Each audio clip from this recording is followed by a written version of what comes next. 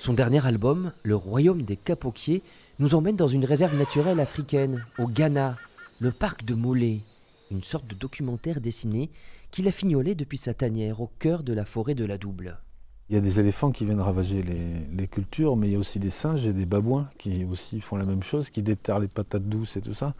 Il y a aussi des hyènes qui attaquent les zébus et les bétails. Du coup, ils ont plein de problèmes avec ça, quoi. Et donc l'enjeu, moi, de mon travail, c'était de voir, et c'est aussi l'enjeu du parc national là-bas, c'est aussi de voir comment se passent ces interactions entre humains et non-humains, et comment ça se résout ou pas.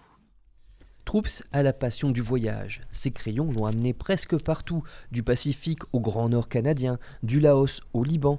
Mais depuis plusieurs albums, son plaisir des rencontres s'accompagne d'une sensibilité aux questions environnementales.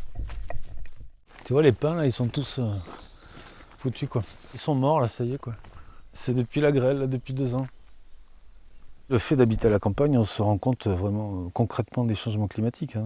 Et puis après, le fait de voyager pas mal, régulièrement, on se rend compte aussi qu'il y a des enjeux comme ça qui changent un petit peu partout dans le monde et que les problèmes climatiques engendrent des tas d'autres problèmes. En fait, c'est le problème important, quoi. Un de ses prochains livres évoquera le retour du loup sur le plateau de Millevaches dans le Limousin, sujet épineux.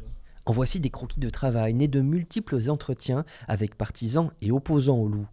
Dans son atelier, Troups travaille debout comme un peintre. Il raconte ici une expérience étonnante qu'il a vécue dans le Lot, près du site préhistorique de Pêche-Merle. Avec un groupe de collègues dessinateurs, ils ont peint à leur tour une grotte.